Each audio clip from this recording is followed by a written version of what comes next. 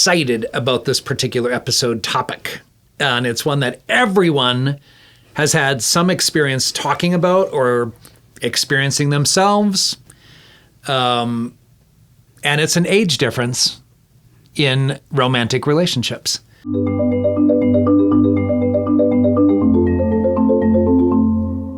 This is actually a great episode. Like, I think this is a topic that everyone has had to kind of consider. And we all have feelings about it. If you see a couple... Since you're wearing a leopard, I'm going to call you a cougar. And, you know, if some 23-year-old said, "You are so hot, mama." Yes.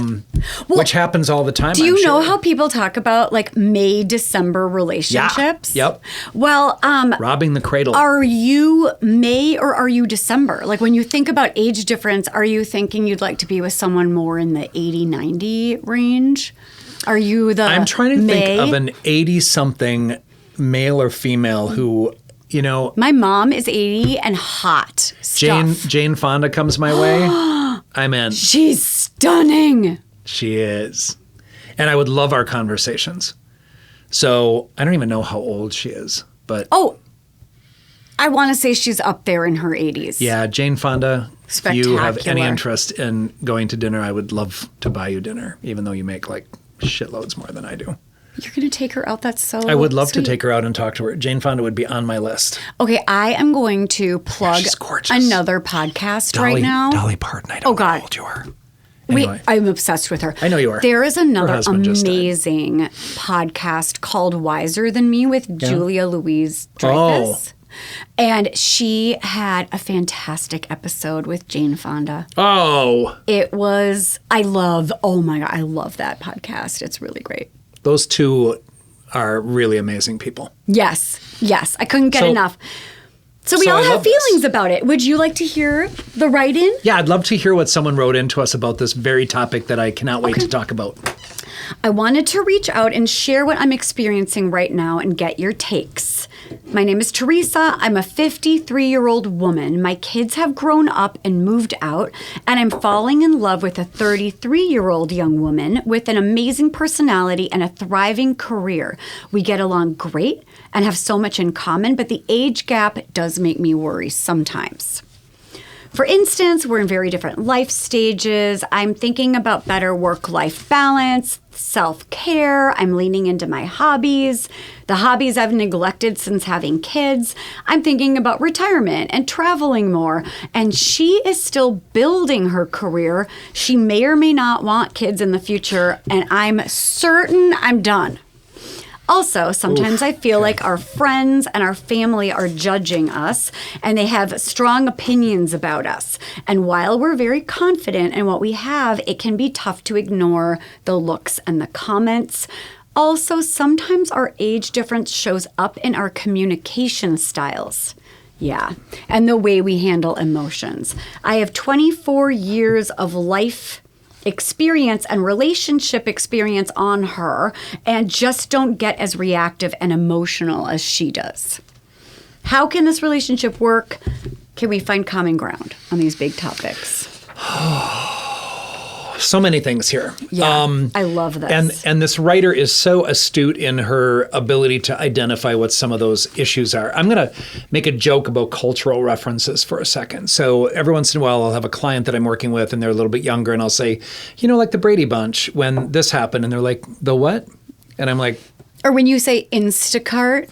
I do say Instacart because I but use you also Instacart. Think it's cute, and you're leaning in to the I'm leaning in zaddy because I vibe. use Instacart, and you know how many hours I've saved and money I've saved? It says every time I order something to be delivered how many hours I saved. Does Instacart want to sponsor us because of that? So. In fact, I want to order some food right now. Or is that the dash? Anyway, don't worry. But here's what I would say. Like, first of all, and I'm going to start by saying, you get to decide what relationship you're in. As long as you are happy, as long as you are content, as long as both of you are, again, adaptive in your and satisfied with what you have, it really does not matter what anyone else thinks. You are going to get some judgment from people. You know, there are people who are going to say, "Are you her mom?" Unless, you look like Jane Fonda. I'm going to reference her. And then it will be like, "Are you her daughter?" Yeah, I mean, and so... And there's an interesting thing. I have dated dudes who are 20 years younger than me, and people think we're of the same age group, which is very flattering to me. But if you look really closely, you'll see that I'm not.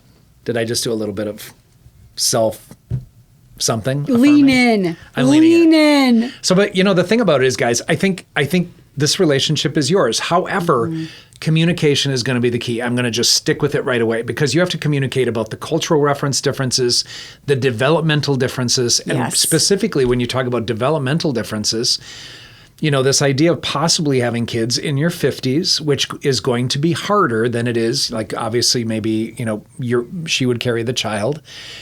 But taking a look at that very issue, like how you would feel about starting over and raising a kid and how old you will be when they're 18. Right. And she pretty clearly said that was not in the cards. Not in the cards for her, which that's a discussion. That's what you two have to decide if that's a deal breaker. I want to go to retirement. I work with a number of clients where one of them is retired and the other person is not, and that's due to an age difference. And I think that's a lifestyle issue. Like one of them stays at home and watches a lot of television while the other person goes to work and is still an income earner. And that lifestyle difference can be an issue if you two have not worked out how it works. But that's a lifestyle issue that can be with any couple. Absolutely. Like if someone's sedentary and on the couch and the other person is really active, and that's or so income differences or anything like this. And I think one of the ways that people overcome that is by really talking about the word contribution. I always use the word contribution. Like I think contribution needs to be somewhat mutual and equal in a relationship to endure long term. But, income, retirement, any of those issues are not relevant in that conversation. You both have to contribute to the relationship in the way that works. However, I've noticed that some of my retired people can travel and they have free time and they don't have the same schedule commitments as other people. And it makes it harder, especially if the two of you do share family or kids. One of you is free to do whatever you need to do with your time, and the other person has still their work commitment. So I find that to be a piece. I want to go developmentally. One of the things that I've noticed in some of my particularly same-sex couples is that developmentally, the older person can feel very adolescent. And I'm going to go to how difficult it is for people to come out as trans or bisexual or gay or lesbian. Our society still struggles a little bit with that, and we've internalized some negativity and shame about that in a lot of cases.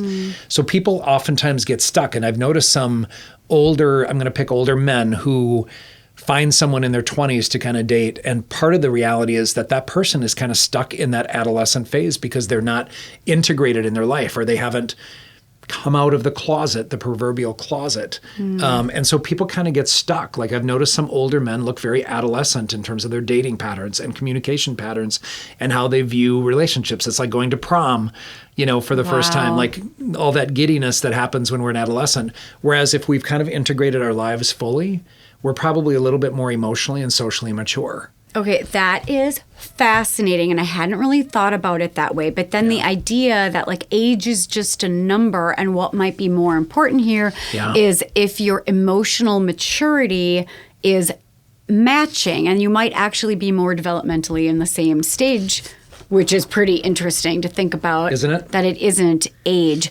And also, I think when you talk about the differences, if there's like a one up, one down sort of feeling, like if one person, and I guess I shouldn't assume it's the older person. Right. But if they do have so much more life experience and they are more emotionally mature, or they have better communication skills, or maybe they've been married and divorced once or twice, or, maybe they don't get as reactive. Like, would it ever feel irritating to either one of them, that emotional maturity difference, if one person is always thinking like, my God, could you just be less adolescent and you're trying to connect with me about these things, or the way you're expressing yourself? I wrote down two things as you were talking, because there's just so many things in my head about this. I want to talk about life expectancy. You're going there. I'm going to go there because, I remember considering a dude who was about 20 years younger than I was, and starting to explore that relationship and thinking, well, I'm not going to be around probably statistically as long as you are. And so are you willing to date me knowing that I'm likely to expire sooner than you? And what that looks like, and I made a joke with one of them, like, I hope you're holding my hand when I'm old and maybe not going to survive much longer. And it's very comforting. But I can, I want to go to what that is. Like, that's about being open about and honest about communication. And it could go the other way. I mean, somebody 30 years younger could get hit by a car. Please don't let that happen. Or real questionable lifestyle. Of course. So there's a lot of different pieces of this. But I think those are the things that need to be discussed. Yeah. I want to go to communication styles because that's an interesting thing when I think about the fact that I do make jokes about Instacart being Instagram. And I do sincerely, even though it's kind of funny sometimes, it's sometimes an honest mistake because I use one more than the other. So sad. It is. It's real sad. I've had so many Costco deliveries in the last year. I can't even tell you. But that's the thing. I'm not technologically very savvy, and I'm not quick to catch on. And my older child in particular kind of gets on me about, like, you're not even trying. It's like, I don't really understand how this works. Thank God we have our social media person because I don't know what TikTok. I don't even know how I would start doing TikTok. And then I watched some of your Instagrams, which you forward to me to put on mine because I don't know how to make those words happen on the whatever they are. And you also don't know how to make the stories connected to a link, which is the whole point of the story is to connect to a link. But you know what? You've got dimples, so you can get away with stuff. It's helped me out a lot, and my nice smile. Were you done with your thought? No, I guess I want to add one more piece. So I'm going to say that, in terms of like the texting and the way that people communicate now, it is a very, I'm good with texting. I got that. Mm-hmm. I appreciate texting. I can text someone to get it off my experience. I make sure that patients, I have a business line on my phone, and patients can also text me there if they've signed a document saying that they're okay texting because of privacy, et cetera, and HIPAA. But I find myself thinking, I think it's a way of communicating that I think has a really big impact on our connection to people and how we relate to people and how we communicate. Yeah. And it's very unlikely. I also really value that in-person stuff, but I like both. Mm-hmm. And we have telehealth to do psychotherapy now, and I've not met in person several of my clients because they've started with telehealth. It's very strange. Yeah. So I think the way that we communicate is so different, but I don't know. I'm not finding that to be an adjustment in terms of telehealth or texting. But I will say that I'm less likely to sit on my phone all night while I'm talking with someone. I very seldom will answer any texts or have my phone even buzzing or something like that. And if it does, I'll turn it off. Like if Talia is just texting me incessantly. Which I do sometimes. It's mostly through Instagram. But also when I started watching, what did we watch? I was watching it this morning. Temptation Island. Okay. I'm embarrassed to say I was like, I'm all in. I'm all in. Because also there's like a psychology behind it. Oh, there's a total psychology behind all of it. And I like the Bachelorette and Bachelor shows. Mm-hmm. I like Temptation Island. I like, what is that? There's a lot of those that are about Love is Blind. Love is Blind. I don't love that show, actually. That one bothers me a little bit because it's very weird to me. I don't love it. But I'll tell you something. This facilitator. You love him. Like, I very seldom look at people on TV as people who help these shows out as professionals, and I love them. I don't like a lot of them. Yeah. This guy is smoking brilliant. I'm only 10 minutes all in. the right things, and you're going to be so astounded by some of what he does. His interventions with these people when they're hurting or they're exploring or they're figuring out who they are, and really if they want to be with the person that they went to Temptation Island with. Dude, total respect. Oh love my God, everything you're saying. That. Not one thing has he said. My mouth keeps dropping like, are you fucking kidding?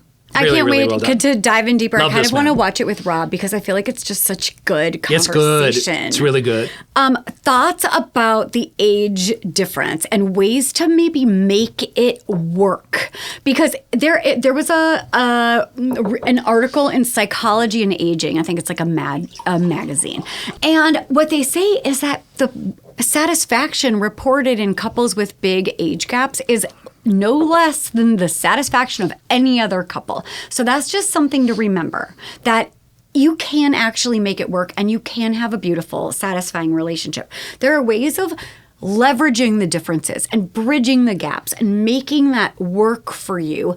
And it really does make a difference if you're surrounding yourself with people, I think, that, I don't know, respect you and respect the age difference between you and want to hang out with you.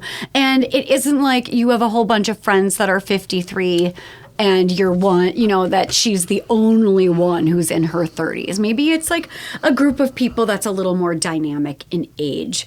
But there are ways that the person with more experience can bring parts to the relationship that are wonderful, and the person that's younger can bring the parts of the relationship that are wonderful. And that could be a beautiful combination of factors. Yeah, I think it can be complementary. I think that's what you're just referring to there. Yeah. I think there's something really nice about like what a younger person can contribute to an older person's life and vice versa. Hard labor. Yeah, absolutely. Like, you know, just kidding. One of my dear friends, I watched The Big Chill with him. I said, let's each watch our favorite movies. And The Big Chill is just an amazing film to me. I love it so much. So I had him watch it. And of course, everyone knows the opening numbers and whatnot. But it's an incredible show. It's a very deep show about relationships and past. I want to say something else. And that's about the societal response to you. Yeah. So I want to make maybe a public service announcement to those people on the outside of that relationship. Be open that everyone is different, right? Be open that, you know, everyone has their own life experience and makes their own choices and gets to make their own choices. It is not up to you as to what one of your friends or siblings or family members or loved ones do. So try to understand and have some compassion. But the biggest word might be understanding. Like if you can kind of take a look at that relationship and observe it. And if you're concerned about something with it, which I have found myself occasionally in situations like, I'm not sure that this works. And I'm someone regretfully, if you're my friend, I will tell you the truth because I have a hard time shutting the fuck up. But I hope that's helpful to my friends, that I'll always be honest and challenge them to be the best person. And I'm not always right, but the challenge itself is to take a look at things and figure things out. So it might eke some people out. It might feel weird to see an old man with a really pretty woman like we have in our White House. And, and we know that there's something about that. But again, it's about mutuality. And my hope is that people can kind of find that complementary nature to their relationship. But we all look around and we all probably have that imagination of like, all right. It's kind of like seeing somebody really tall and someone really short. We're like, wait, how does that work? That feels pointed. That Rob is 6'6", yeah, and I'm 5'3". He's like 7'6", and you're like 4. I'm 3'8". I'm like a hobbit. You are. I don't know that people know, but I'm legit 5'3.5". Okay, sucker. But I wanted to say that just what Doug was saying, if you might be on the outside of a relationship and you're maybe judging a little bit, maybe take a moment to look at your own agenda and just think like maybe that wouldn't work for you, but that doesn't mean it doesn't work for them. And also, if you're honest with yourself, are you maybe a little bit jealous? Is that possible? Here's what else I want to say. It's funny because I'm looking back now. I'm thinking back quickly to all of the cases where this has occurred in my office. And I remember working with someone and it felt like he was always kind of taking care of this person as a younger person, like in a mentor sort of way. And again, if that relationship is known to be that dynamic and works for the two of you, that's great. If, however, it starts to feel like you've got a little boy that you're taking care of or a little girl that you're taking care of, there's something probably to take a look at there as maybe that's not that mutual. Family of origin stuff, like totally. Working 100%. Out daddy, mommy like why issues. why you need to be in control, why you need to take care of somebody. Or why you might need to feel like you are a couple steps up or maybe less dependent or... Yeah. And not that we don't want to pathologize, but like these are things to think about. I don't want to pathologize, but I will say that I have found people who have a need to be needed, who are not taking care of themselves, taking care of other people at their expense, which is really what codependency is about. And I take a look at those dynamics, and the goal is to be aware of those. It's not necessarily any conclusion about the relationships.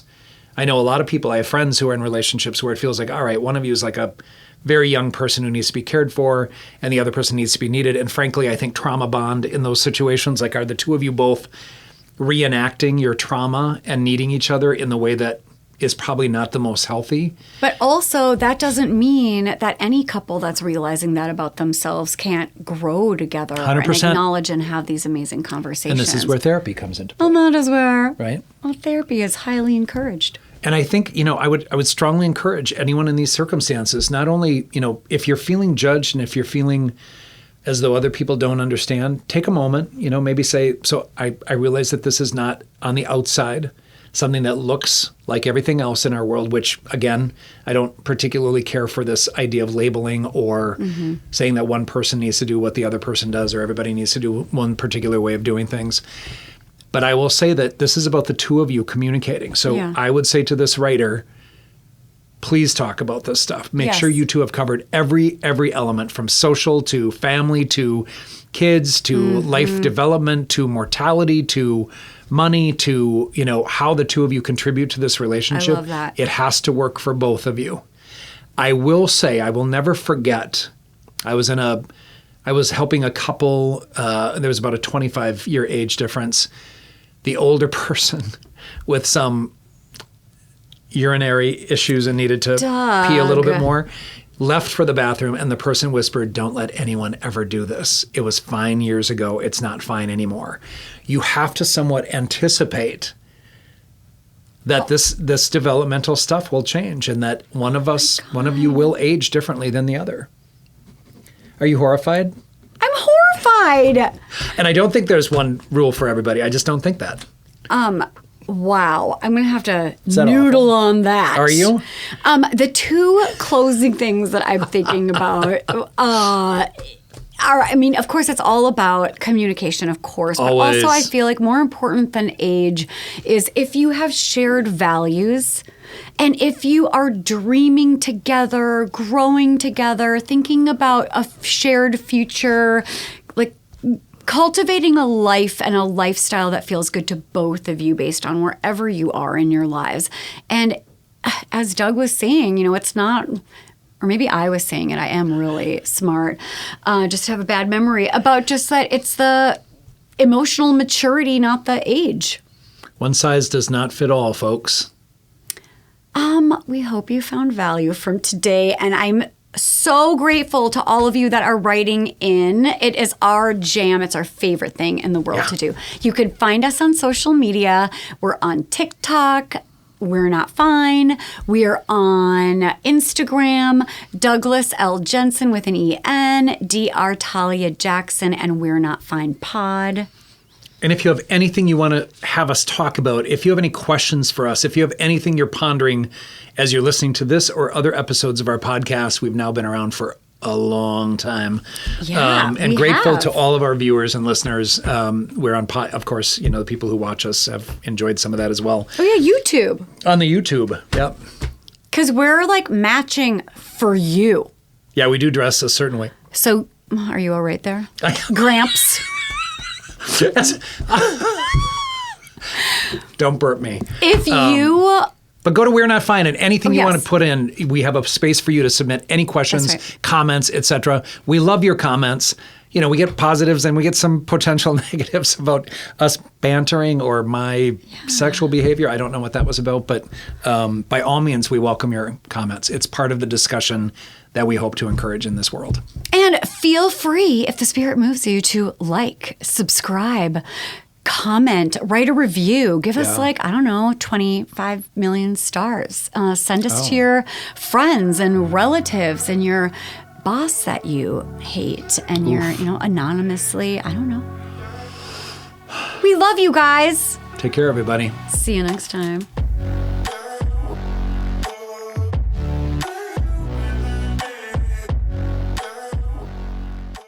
This podcast represents the opinions of our hosts and guests. The content here should not be taken as medical advice and is for informational purposes only. This podcast also does not establish a standard of care, doctor-patient, or client relationship. No guarantee is given regarding the accuracy of any statements or opinions made on the podcast or website. And because each person is so unique, all listeners are encouraged to connect with counseling and medical professionals for assistance with their personal journey. All people, places, and scenarios mentioned in the podcast have been changed to protect the privacy of those involved.